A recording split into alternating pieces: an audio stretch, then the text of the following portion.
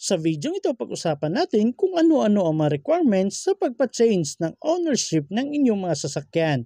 Kaya tara, samahan nyo at panoorin natin ang video na to. Pero bago yan, sa mga hindi pa nakasubscribe sa akin, kayo na ang bahala. Kung natatandaan ninyo, kamakailan lang naglabas ng bagong batas ang Land Transportation Office or LTO na kung saan dapat within 20 days na pagbili natin ng mga second-hand na motorsiklo or mga sasakyan ay kinakailangan na process na natin ang pagpa-change ng ownership nito. So ibig sabihin lang yan, dapat within 20 days simula pagbili natin ay mailagay or mailipat na natin sa pangalan natin ang rehistro ng ating mga nabiling second-hand na sasakyan or motorsiklo. At syempre bilang isang motorista, kailangan nating sumunod sa batas para maiwasan natin ang mga multa or penalties. Dito nga sa Change of Ownership Act na ito ay medyo malaki din ang penalties o multa na pwede nating makuha pag hindi natin nasunod within 20 days na mailipat ang pangalan sa atin. So para makapag-umpisa na tayo, pag-usapan natin kung ano-ano nga ba ang mga requirements sa pag-process nito. Una sa mga requirements na kinakailangan ay ang original na copy ng ating mga OR at CR or yung official receipt at certificate of registration. Napakahalaga na ating dalhin ang mga yan lalo na kung may pinaprocess tayo na papeles sa LTO. And by the way guys, sa mga nagtatanong paano daw kung nawala yung ORCR ng kanilang mga sasakyan. So for example, nawala talaga yung original na OR at CR ninyo, pwede po kayong magpa-duplicate sa LTO office mismo. At i-discuss ko yan sa inyo kung ano-ano mga requirements sa susunod na mga videos ko. At pagkatapos kung okay na, punta na tayo sa pangalawang requirements. So sa pangalawang requirement ay ang duly accomplished MVIR form or Motor Vehicle Inspection Report. At para sa mga nagtatanong kung saan makukuha yan, makukuha nyo po yan sa mismong LTO office. Yan ay tungkol sa inspection report ng ating mga sasakyan or mga motorsiklo. Kinakailangan i-check ng maigi ng LTO official yan bago nila kayo bigyan ng MVIR form or yung Motor Vehicle Inspection Report na form. At ang pinaka-importante, kailangang may perma yan ng LTO officer patunay na pumasa ang sasakyan or motorsiklo ninyo sa ginawa nila na inspection. At kung okay na, punta na tayo sa pangatlong requirements. Pangatlo sa ating listahan ay ang PNP CHPG Clearance Certificate.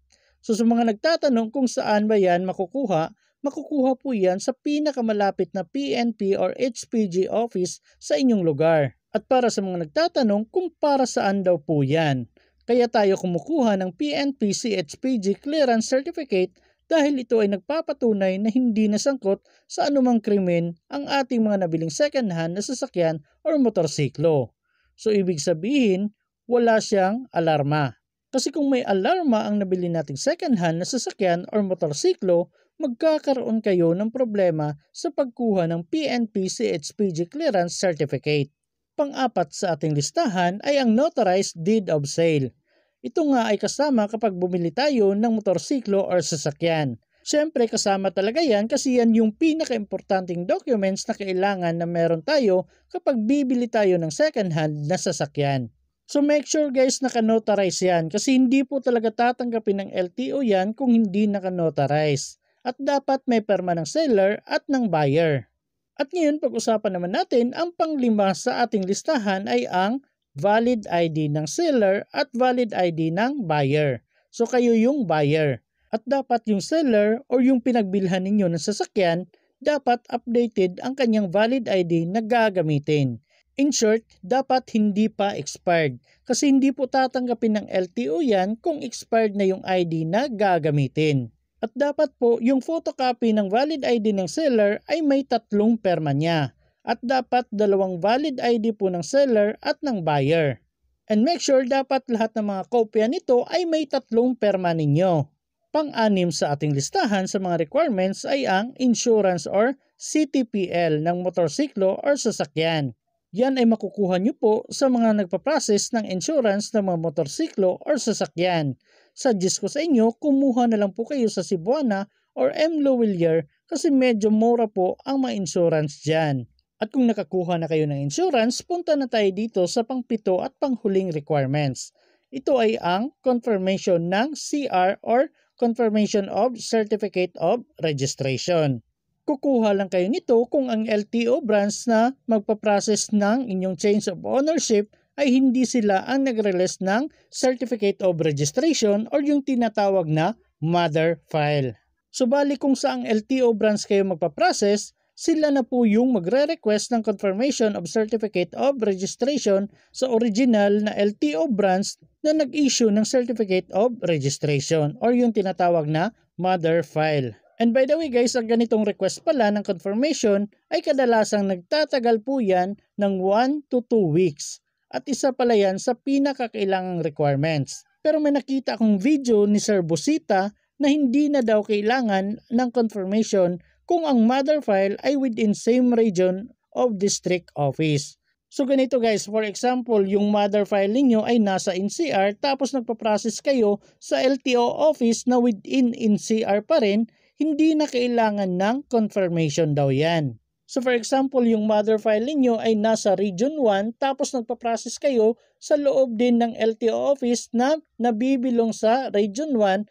So, hindi na kailangan daw yung confirmation. So, ganun lang po yun guys. For example, kahit saang region kayo, NCR ba, Caraga, Region 1, Region 2, Region 3, Region 4, 5, 6, 7, 8, 9, 10, 11, ganyan. Basta, saan yung mother file, kung anong region, tapos yun din yung region kung saan kayong LTO office na magpaprocess, hindi na daw kailangan ng confirmation or hindi na kailangang mag-request ng confirmation. So tandaan nyo po ang 7 requirements na ito kung kayo ay nakabili ng second hand na sasakyan tapos gusto nyong palitan ang ownership nito. And sa next video ko guys, pag-usapan natin kung magkano yung magagastos at kung ano-ano yung step-by-step process para makapag-change ng ownership. So sa ngayon, ito lang po muna yung pag-uusapan natin. And baka bukas gagawa ako ng video about sa magagastos at yung step-by-step process kung ilang araw mapaprocess lahat ito. And by the way guys, kung kayo ay kukuha ng mga driver's license at gusto ninyong mag-take ng exam, may mga videos ako ng reviewer. Check nyo na lang po sa mga videos ko, panoorin nyo yung mga reviewer for professional and non-professional. At meron din pong English and Tagalog dyan. At sa mga gustong mag-renew ng mga driver's license or mag-renew ng kanilang masasakyan, may mga videos na po akong ginawa at try nyo na lang pong i-check sa description box ng mga videos ko. So yun lang po muna sa ngayon and sana may natutunan kayo sa video na to and sana magamit nyo rin po ito. So sana makatulong sa inyo ng malaki ito and God bless po.